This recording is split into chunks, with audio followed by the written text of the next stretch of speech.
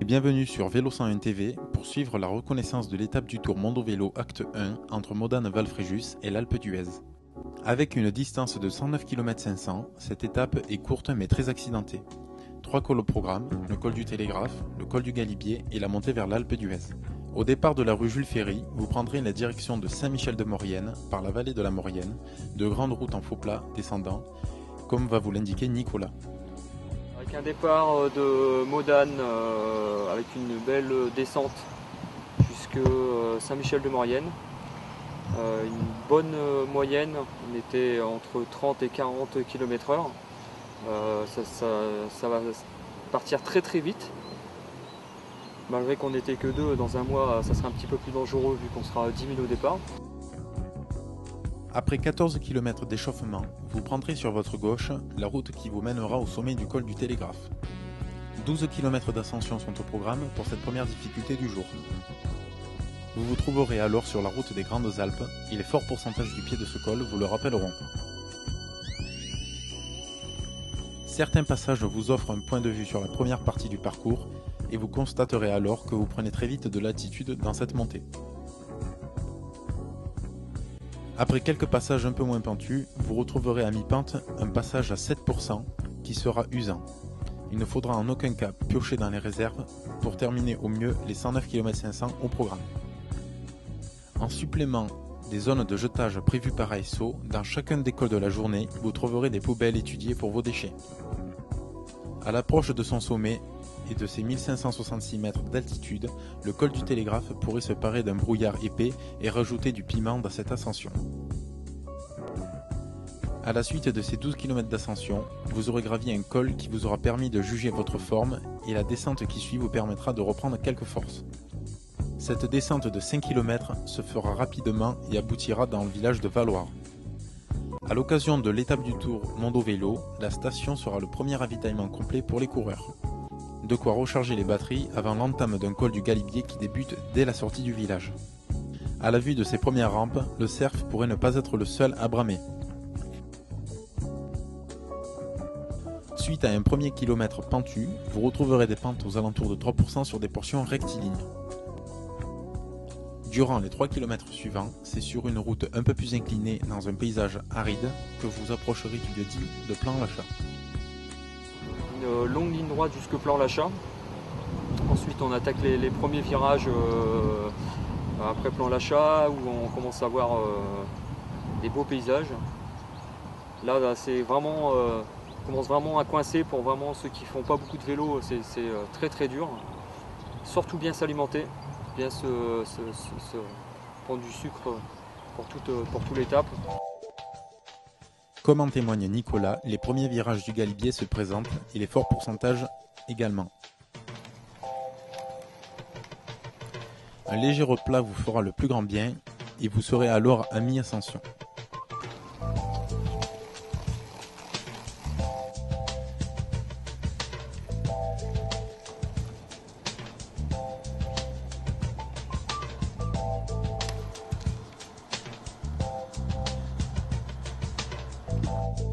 Au passage du fameux hameau Les Granges, vous vous sentirez dans la peau des géants du cyclisme tels que Pantani, qui a désormais une stèle à son effigie dans ce col.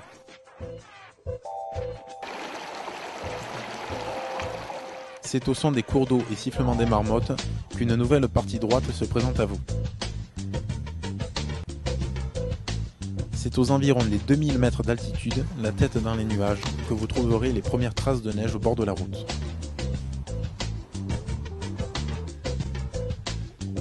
Les ultimes hectomètres sont difficiles et les 16 km d'ascension parcourus jusqu'alors pèseront lourd dans les jambes. À 2556 mètres d'altitude, la chaleur provoquée par les efforts réalisés ne fera pas bon ménage avec la fraîcheur du sommet.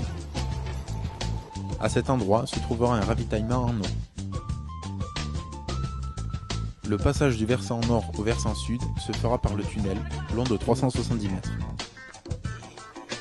Le monument Henri Desgranges passé, vous entamerez alors une descente très rapide avec quelques virages délicats. Cette descente vous fera découvrir, encore une fois, un paysage merveilleux. Au bas de cette descente, vous arriverez au col du Lautaret, qui marque le début d'une transition de 40 km de vallée jusqu'au Bourdoisan. Tout cela se fait sur des routes principalement descendantes, cependant 5 tunnels seront présents, soyez prudents. N'hésitez pas à admirer le paysage avec de nombreuses cascades ainsi que le lac du Chambon. À l'entrée du Bourdoisan, vous arriverez sur un rond-point où vous prendrez sur votre droite en direction de l'Alpe d'Huez. Et ensuite l'ascension de l'Alpe d'Huez avec ses 21 virages très mythiques, très dur dès le départ, et ensuite montée progressive jusqu'au sommet avec le rappel sur chaque virage le nombre de chaque fois ce qui nous reste à faire. En effet, dès le pied de cette ascension vers l'Alpe d'Huez, vous rencontrerez des pentes avoisinant les 14% et cela durant 2 km. Inutile de compter les virages, des panneaux indicatifs sont là pour vous indiquer à quel stade vous vous trouvez tout au long de l'ascension. Procurant des moments de récupération, les 21 virages ne seront pas de trop pour vos jambes. Le virage numéro 18 vous offrira une agréable vue sur la vallée de l'Oisan.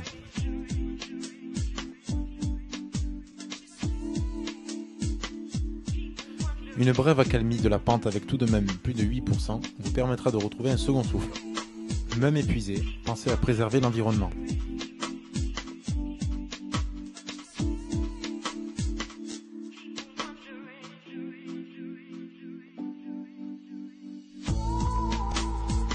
Les longues portions droites entre les différents virages vous semblent de plus en plus longs et difficiles.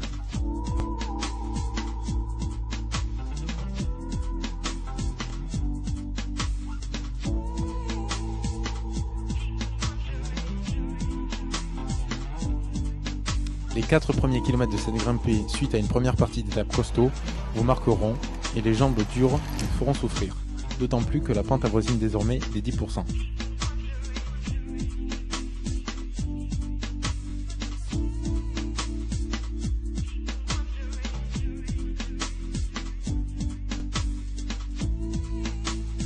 Le virage 8, situé à 7 km de l'arrivée, marque la moitié de l'ascension.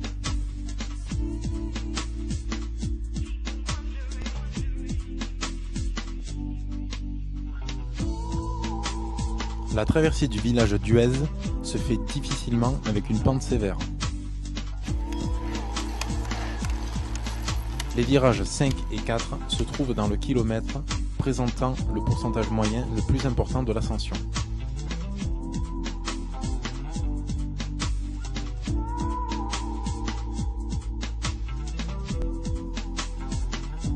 Une longue portion droite d'1 km entre les virages 4 et 3 vous semblera interminable. Depuis ce virage, vous apercevrez pour la première fois la station de l'Alpe d'Huez. Il ne vous reste plus que 3 km 400, courage! Sur votre droite, le souffle court, vous pourrez admirer les paysages alpestres. À 3 km de la ligne d'arrivée, vous entrerez enfin dans la station de l'Alpe d'Huez.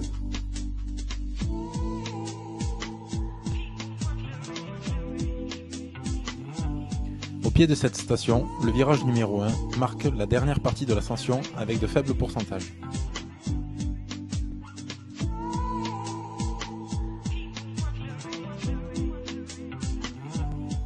Au cœur du village, vous aurez plaisir à retrouver du plat avant de passer le tunnel et ainsi aboutir au virage numéro 0.